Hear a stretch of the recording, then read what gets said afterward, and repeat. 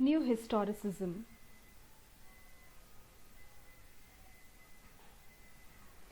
New Historicism is a movement in literary appreciation that came into existence during the 1980s.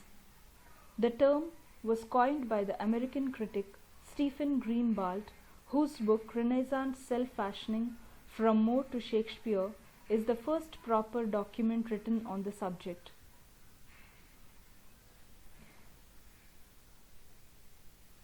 The movement began as a counter-reaction to formalism, whose focus is solely on the form, that is, the technique and style of writing, and is least bothered about the content.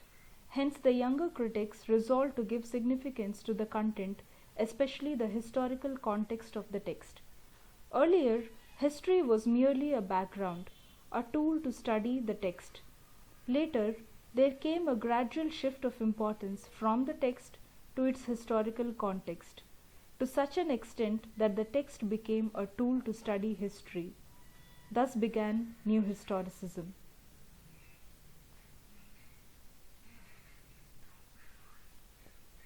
In fact, the concept germinated much earlier.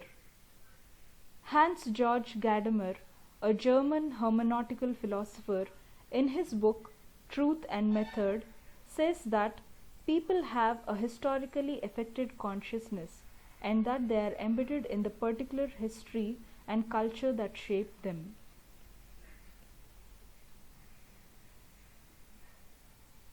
This theory is in turn based on Martin Heidegger's concept of time and being.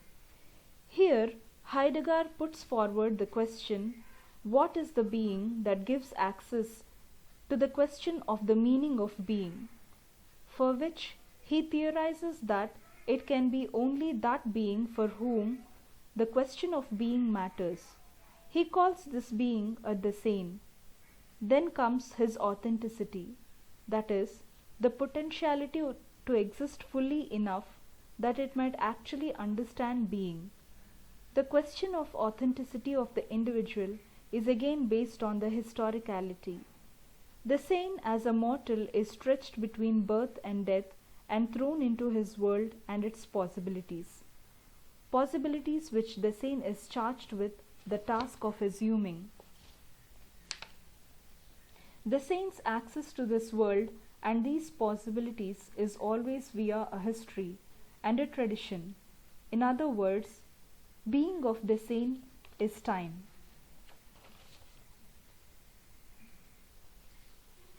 Louis Montrose defines it as the textuality of history and the historicity of text.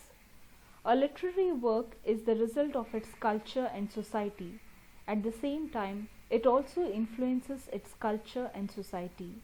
It is both the product and the producer. Hence, it must be studied with the perspective of its historical context. Therefore, its approach towards the literary appreciation is the parallel study of contemporary literary and non-literary texts. Literature, a product of mass consciousness.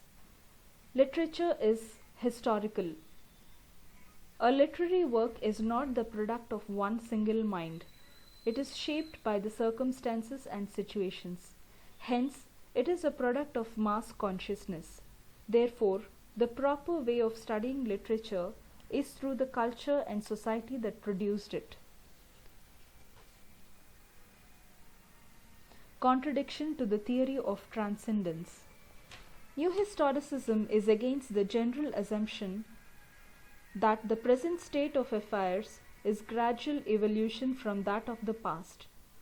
A man of the Renaissance belongs irretrievably to Renaissance.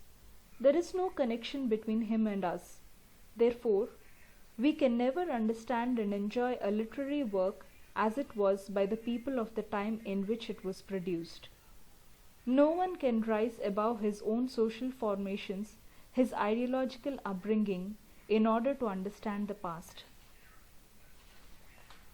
Importance to ideology, not meaning. The aim is not to retrieve the original meaning of the text, as is the case with other approaches in literary appreciation. Its major concern is to retrieve the ideology or the discursive practices of the period.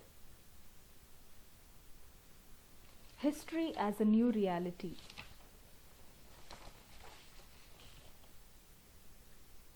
History is present to us only in the written form. Here, New Historicism accepts the deconstructionist view that there is nothing outside the text. It is thrice possessed. The ideology of its own time, through that of ours, through the distorting web of language. Whatever is represented in the text is therefore remade. Hence, we are not representing the past as it really is. We are giving a new dimension to it, a new reality by resituating it. Foucault and New Historicism. Michel Foucault treats history as a series of epistemes, that is, mental structures controlled by the power methods of government. He applies Jeremy Bentham's idea of a panoptical structure, a panoptical prison. A panoptical prison is in the form of a cylindrical structure. The cells are on the circumference of the structure and the guards are stationed in the middle of the structure. The guards are concealed from the prisoners. The prisoners are made to feel that they are constantly watched. The arrangement imposes a kind of self-policing. Similarly, the writers feel the constant watch of the state and are unconsciously affected by it. The literary works are controlled by the all-seeing and constantly observing establishments, monolithic structures of state which resist change. New Historicism and its relation with other movements. New Historicism and Post-Structuralism. New Historicism follows post-structuralism doctrine of plurality of meaning, which means a work of literature can mean any number of things to any number of readers. Hence, it justifies the new historicist approach of interpreting a text by taking into consideration not the author's intention but the ideology of his age. It follows the post-structuralist doctrine of textuality, which states that a text cannot be treated separately from its surrounding context. New Historicism and Marxism. Like Marxism, New Historicism is also concerned about the marginalized in literary works. For example, Jane Austen's novels showcase the lives of the landed gentry and marginalize the servant class. One can also feel Austen's contempt for those who marry beneath their social status.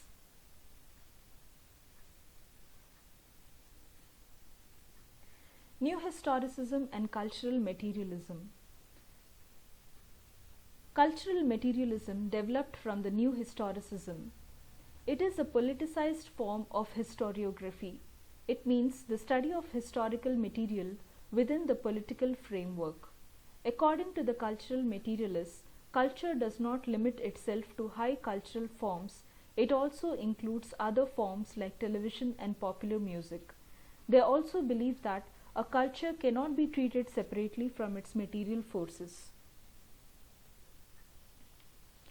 In Shakespeare's Midsummer Night's Dream, Hippolyta, the Amazonian queen, has been defeated by Theseus, to whom she must now submit and marry. Titania, queen of the fairies, has defied her husband Oberon regarding the changeling boy and hence is humiliated by him in having Puck administer the magic potion which makes her fall in love with the first thing she sees on waking. Throughout the play, there is much about the rights of fathers over daughters and husbands over wives. This play represents the unconscious collective male desire of the Elizabethan era to master the absolute power of the female ruler.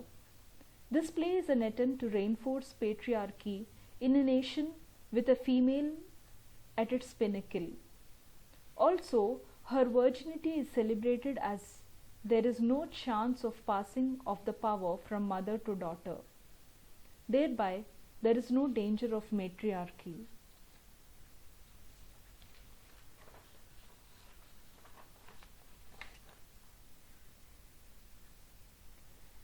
New Historicism ignores the intentions and motives of the author, which are indeed important in the interpretation of the literary work. It does not give credit to the author's talent and effort. It never explains how we can retrieve the original ideology of an age without retrieving the original meaning of the text. The Foucauldian idea of epistemes, only a little more than the usual practice of dividing the history of literature into ages. It's merely a new label. Moreover, the extent and duration of an episteme is never fixed, and how can one be distinguished from another is never explained, except by the use of such labels as Renaissance and Victorian England. However, New Historicism invented a new way of looking at history, a new dimension or perspective to history.